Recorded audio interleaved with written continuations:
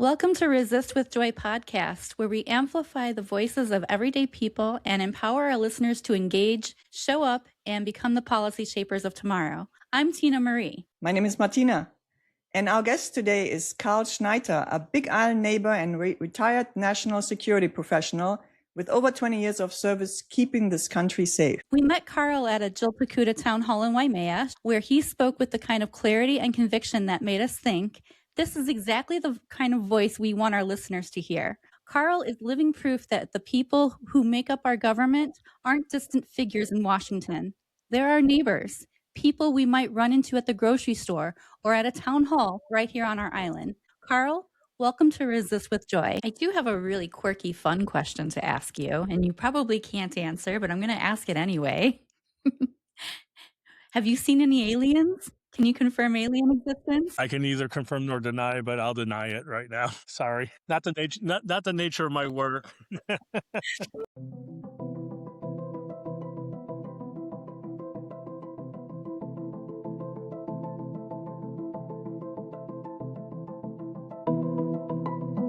How are you both? We're doing very well. What is your official job title, if you wouldn't mind us asking? Currently, I'm a retired farmer. In the past, I was a national intelligence officer. Yeah. National Intelligence Officer. Now, that is not necessarily a career that a lot of people are going to hear about on career day. So we want to know, how did you get started in this? How did this come to pass? Interestingly enough, I started when I actually came on board, I was 43 years old. So it was not a traditional job path. I answered an ad in the newspaper, the old-fashioned way when people used to find jobs in the newspaper. In my career, every job I ever had, I found in the newspaper, except the last one.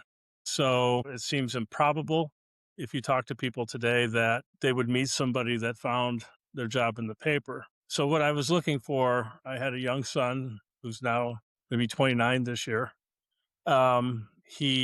He needed me around. His mother, my wife at the time, traveled a lot. And so I was off every federal holiday. I was local in St. Louis. I didn't have to commute a long way. It worked out. And a year later, I walked into the building and didn't leave for 18 years. And then I took a job with a contractor for the final 2 years. And so you were employed by the federal government. Is that correct? That's correct. The Department of Defense. Because for most people, at least that's how I perceive it, most people don't know what the government is. We just say always like government is bad, but it's made out of people like you. We have so many departments and so many people that work for the federal government or then state government. But it's people like you and me, I guess not me, but you, that is employed and has a career over 20 years. And you bring your expertise that you had probably from careers beforehand. And then it just really was a good fit that you can continue in the federal government and help us in national security, keep us safe. I think that's true. There are so many different missions that until this administration were filled and held by our neighbors. And we did a variety of jobs across the spectrum. The job I was lucky enough to have, and it was an honor, I want to say that first and foremost, was dealing with supporting our men and women in uniform. My job was to support the mission first and foremost, whatever that mission was. I would say the biggest difference between then and today is that we had leaders that we could respect and trust. Didn't matter the party, it didn't matter the time, because I worked both sides during those 18 years and the 2 years as a contractor. But these last few years have been, and the 4 years in the previous administration of the same person, they've just been so unpredictable, so unworker friendly. So let's back up for a second. When I took this job, what was expected of me? One, I really was expected not to talk about my job with my family and friends. That must have been really really hard. Which is a huge hard. part of everybody's life. It was challenging at times. You sit and watch the news and have to keep your mouth shut because you either know differently or you can't say. And everyone's looking at you like, is that true? Is that true? And you're like, I can neither confirm nor deny. I can't say. And caused a lot of trouble in my first marriage. It really did, because that message never quite got through, that you can't ask me that question. You can't ask me that question in front of your family or other people. because I can't answer it. So that's one thing. I would work weekends, I would work holidays, I would work shift work. When I came to Hawaii, I worked what was called a Panama schedule. So I was on for a month, or how many weeks was it? I can't even remember. It was so bad, but you'd work either in the mornings, you work a 12-hour shift in the mornings, or you work a 12-hour shift at nights. And that's 12 hours a day, 7 days a week, 365. You were subject to recall. So that was that. Interesting. A lot of people work shift work, so that's not that unusual. I deployed out of the country for my job during our long the war on terrorism, if you want to, if you remember that. So a lot of different things you wouldn't expect. Before that, I worked in student housing at the university campuses. I worked as operation manager at companies. I did a lot of different things, but it all led me up to working for the government. What kind of training did you have to go through when you got recruited? Once I got past my security clearance, which took a year, and I got in the door, I went to training for 5 months, 5 days a week for 5 months. And trainers would come in. I did my training in St. Louis. There were two headquarters. One was in DC, the main headquarters, and there was one in St. Louis. Later, we'd be in different places, but they would fly trainers in that dealt in specific parts of our mission. So you were trained very broadly. And 5 months of school, as you were tested, you were quizzed, you were called upon. It was kind of like law school a little bit, as you see on TV, where people challenge you. They're challenging you in the Socratic method. That was our training for 5 months. And after that was over, we knew where we were going to work, so we would report to the workspace. And you found out that after 5 months, you didn't know anything.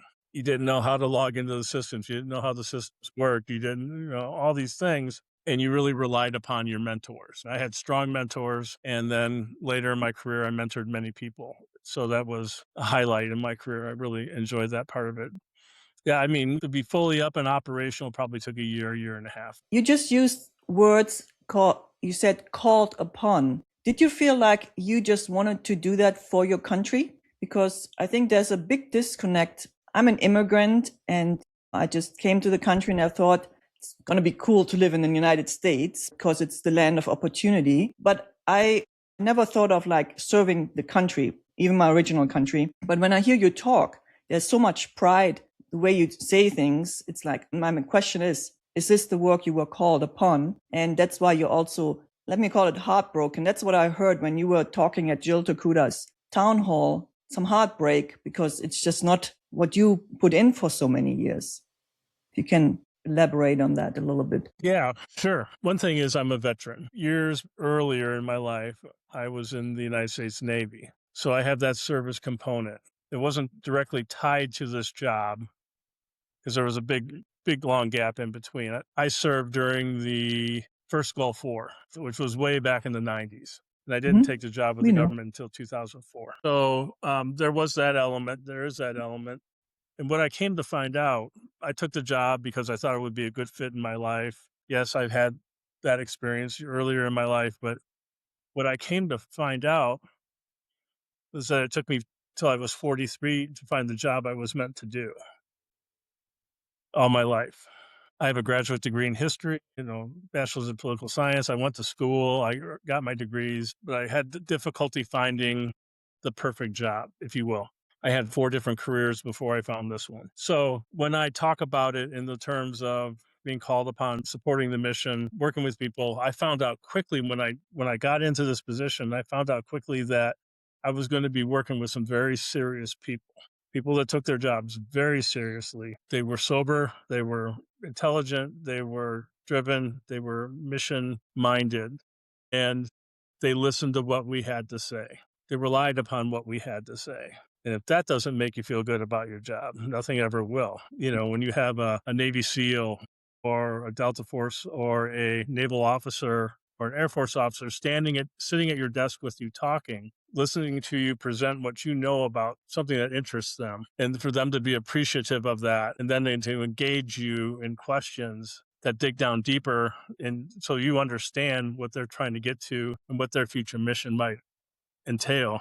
That's some pretty heady stuff, and very humbled and honored I stood in front of a group of one of the SEAL teams in Al-Asad, this is a place in Iraq, on my last day there. And they called me up there and made me all mushy and stuff and sent me on my way. Made me feel really good about having spent that time with them in 130-degree heat every day for months on end, doing important work and really getting an appreciation for what they did for a living and how they served the country, which really made me alter and focus more on how I felt about how I served my country. Yeah. Did any of your missions cause you to experience a type of post-traumatic stress disorder where you had to take time off to kind of recuperate and recalibrate your system before going on the next mission? Yeah, no, I'm not that I wasn't in that kind of role. Though I did see it during my time in my position, and especially when I deployed, I saw it with people affected by that, and people who I worked with back when I came home, people who didn't take care of themselves on mission that ended up having to deal with it there. I was fortunate not to be in that kind of situation. I will tell you a quick story because you guys like stories. Yes, We we do. do. I was in Al-Asad. Al-Asad's for the geography folks in the crowd, Al-Asad is in the far western part of Iraq. It's kind of near Syria, Jordan. It's way out west. We had a IED go off on the highway next to the base we were in. Knocked me out of bed. Air conditioner pops out the window. You're like, you just get into the drill, you get dressed and you head outside, and the people charged with the security of our unit were already outside, full battle dress, telling us where to go, what to do. I mean, what are you going to say? How do you do what they tell you to do? But you just sit there and wonder and go, how did the kid from Wilmington, Illinois end up on the ground in his easy bake oven, which is what we called the places we slept because they look like little boxes, get blown out of his bed by an IED? It's just kind of crazy stuff. That's definitely a big alarm clock because I know sometimes I have to put my alarm clocks on 2 or 3 times before I'm able to get up, but I imagine something experiencing like that would startle you awake like right away, and there's no transition from sleep to awake, you're just up. Does that sound about accurate? I was up before I hit the floor. Yeah, for sure. What you really describe is the seriousness of keeping a country safe, of your jobs and many other people's jobs to keep our country safe. And that's what I felt so much when I just listened to you when you were at the microphone at the town hall, and just the way you spoke, but also what you spoke about, the seriousness that comes with keeping us safe. And that's just so concerning in the time we live now. Everybody seems to be in government that on a higher, everybody that we have to listen to, I guess, they're so unserious, so I think that word has such a heaviness while we're talking to you, because it's all serious stuff. It is about life and death, and what you just told us is about life and death. And I really appreciate you sharing this, because we're all just also rattled, out of our usual safety bubble. Everything seems to be just so upside down right now. I can tell you, we have never had a Secretary of Defense war pretend to read a Bible verse made up of lines from Pulp Fiction. That was absolutely appalling and disturbing. That is the definition of unserious. We have a FBI director, and now the Secretary of Defense was already questionable for his lack of soberness. We have an FBI director who apparently has enough money to go to the Poodle Room in Vegas and some place in D.C. where the rich hang out and they do their thing and get blasted drunk. This is while a woman who's on national TV's mother's been missing for months, and his agency can't find her.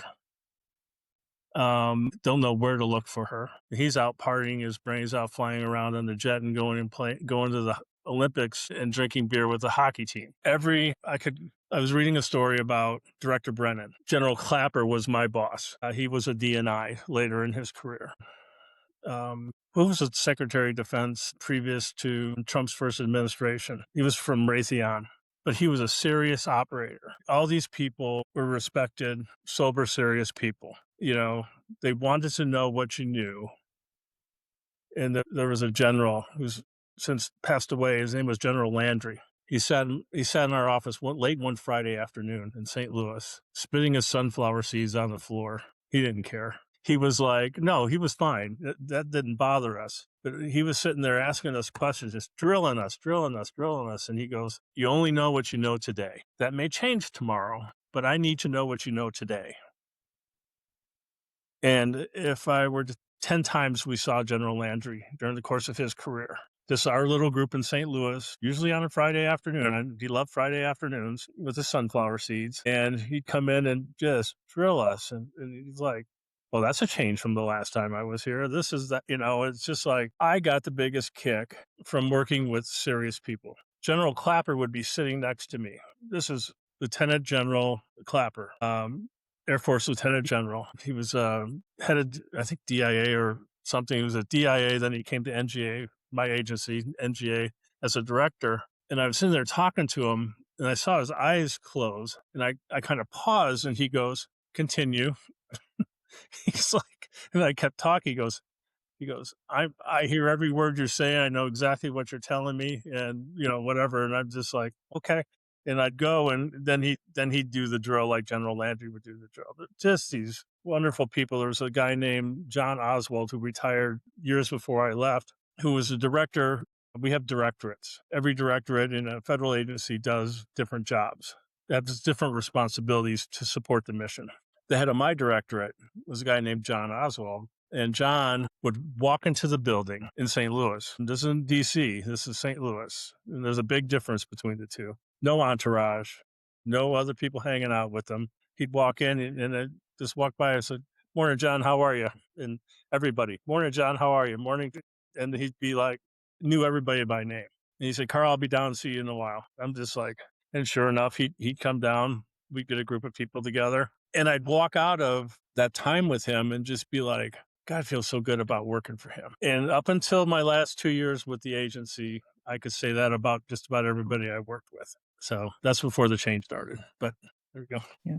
As opposed to right now, the entire administration is practically run the equivalent of a frat boy party, which I can't imagine that is making our military and our intelligence officers, FBI, or anyone working to keep our government safe feel safe themselves doing those jobs, even though I know that those jobs are dangerous. But I feel like all of the actions that this administration is taking is putting them in unnecessary danger. I'm going to make a statement. This is how I was brought up in the intelligence community of the United States. We were staffed to reflect the population of our nation. Men, women, different ethnic groups, gay, straight, whatever. We were staffed and worked together as a team to represent the population of our country. Watch the military, watch them demote and cut women out of the process. Watch them cut racial minorities out of the process. Watch them do this takes away decades of work. I didn't walk into the agency in 2004 with everything perfect, and I didn't leave it in 2022 with everything perfect. But the goal was, the mission, the work was to reflect our nation, the makeup of our nation, in all the work we did, all the roles we had, all the missions we fought, both the military and the civilian. That is what we're losing right now. And that is the criminal nature of this administration. We just saw it with Hegseth. We see it with Trump. Politically, it's not about politics, but we just saw the third woman in a row get booted out of the cabinet today. Yes. She resigned. Bam, bam, bam. Right. Oh, yeah. However they left, they're gone.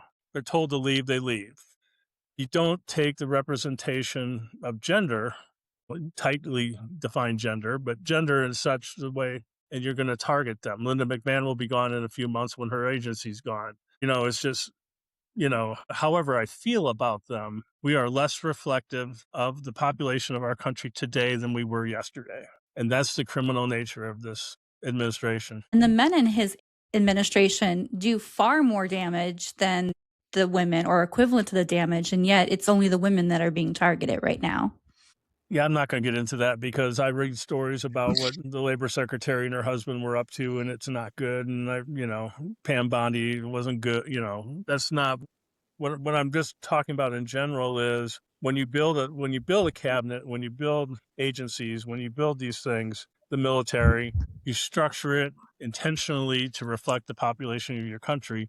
And this crew doesn't want to do that. They want to go the opposite direction. And that's when you said it's you building departments, you're really building government. I like to close that loop. It's like you were the government. You were part of that, and you're our neighbor. It's the people in the government that make it up. And we definitely have a criminal enterprise as government right now on a highest echelon. And we hope that it's not being so corrupted downward that all the bureaucracy will also be so affected. And that's what Orbán did in Hungary, because he had 16 years of really tossing everything upside down. But I have really, I dove so deep into this whole Hungary and Peter Magyar, because all the historians like Timothy Snyder and Ruth Ben-Ghiat and Anne Applebaum, they all dove into it, how big of a deal it is to turn this around, because now so much corruption is being exposed and we all learn about it. That is kind of my joy now, to talk to a neighbor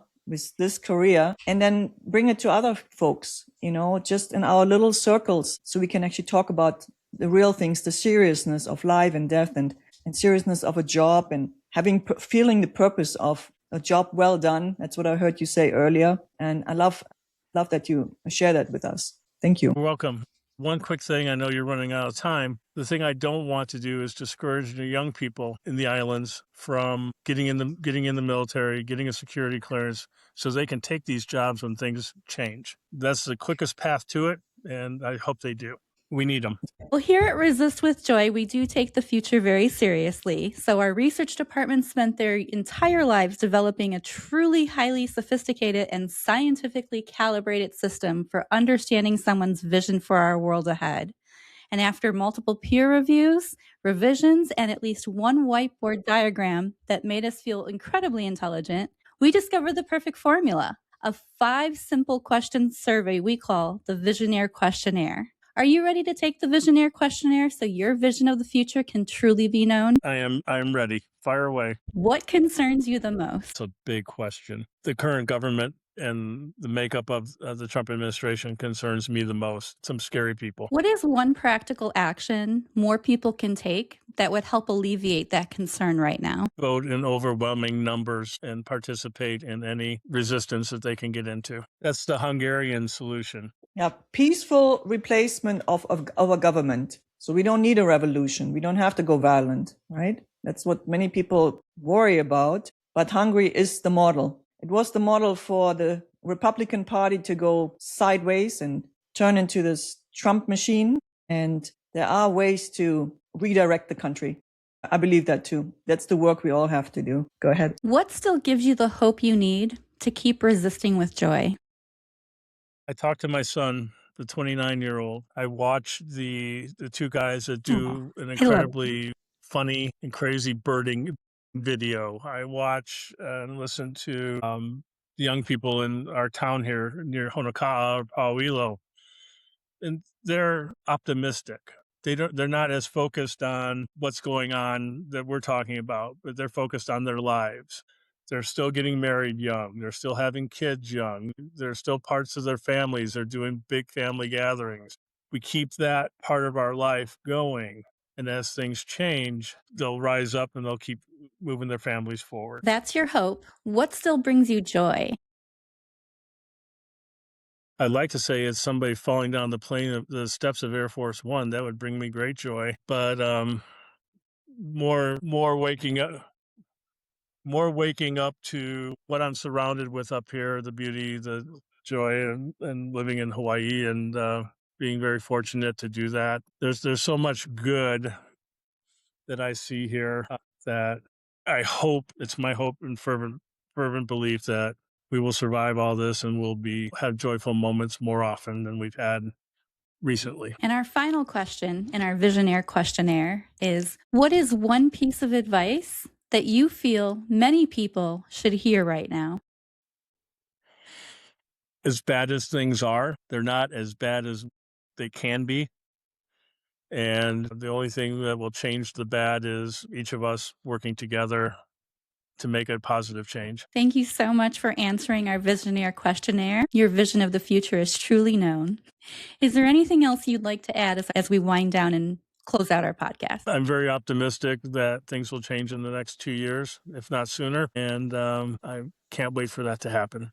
I really appreciate the chance to talk to you both. It's been wonderful, and look forward to seeing how your podcast develops. So thank you very much. We were thrilled to have you on. And it actually opens my heart so much that we have this, our two voices can bring it to Hawaii and just do the work and have joy doing it. Resist with joy, I guess. So we're doing the work. Thank you so much. Thank you, Karl. To those listening at home, we want to thank you for joining Resist with Joy podcast with Karl Schneiter. And please like, subscribe, comment, and share, and we will see you next time. Thank you. Aloha.